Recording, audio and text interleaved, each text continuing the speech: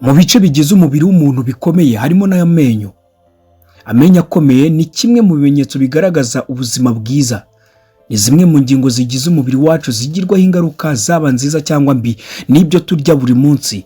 Ibyo turya hafi ya byose bibamo amasukari, kandi iyo turya ayo masukari afata ku menyo, nuko za bagiteri zo mu kanwa zigahinduramo aside igenda igatobagura amenyo. Niyo mpamvu tugira inama yo koza amenyo buri gihe mbere yo kuryama, tubyutse na nyuma y'iminota byibuze 30 maze kurya, kugira ngo ibyo ari byafashe ku menyo biveho. Nyamara kandi ntitwakwirengagiza ko hari n'ibyo kurya bifasha amenyo yacu gukomera no kuyarinda kwangirika.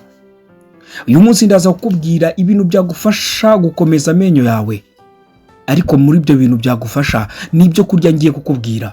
Icyambere ni fromage. Niba uri mu bantu bakunda fromage, cheese, iyi ni indi mpamvu yo gutuma urushaho kuyikunda. Ubushakashatsi bwakozwe mu 2013 bugaragaza ko kurya fromage bizamura igipimo cya pH yo mu kanwa, nuko bikagabanya ibyago byo kurwara indwara yo gucukuka amenyo. Bigaragaza ko kandi uko uyekenya ariko amacandwe yiyongera mu kanwa, nuko bikakurinda kurwara amenyo. Ibonekamo calcium, potassium, byose birinda gahu kiryinyo kwangirika.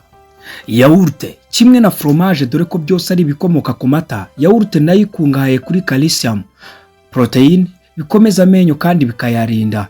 Probiotique cyangwa bagiteri nziza dusanga muri yaourte birinda n'ishinya, kuko izo bagiteri nziza zirwanya bagiteri mbi.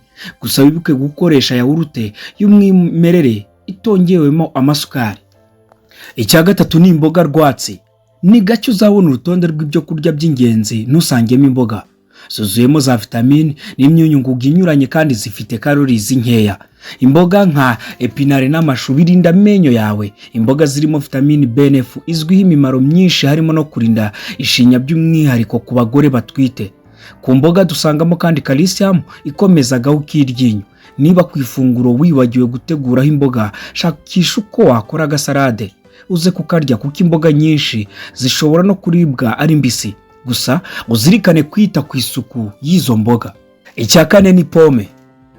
Inkuru ivuga ngo pome imwe ku munsi ikurinda umuganga no kumenya iravugwa, kandi koko pome yakurinda kujya kwasama imbere ya muganga w'amenyo ugira ngo akurebere ikibazo ufite.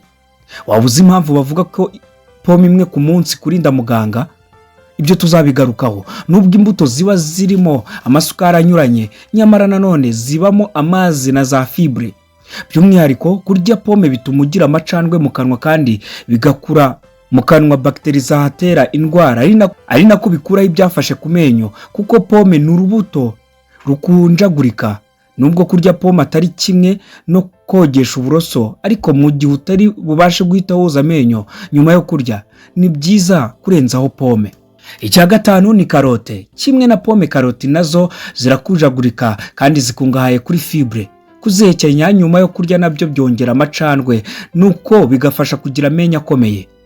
Uretse kuba zikungahaye kuri fibre, kandi zinakize kuri vitamine A, byose bifasha amenyo gukomera.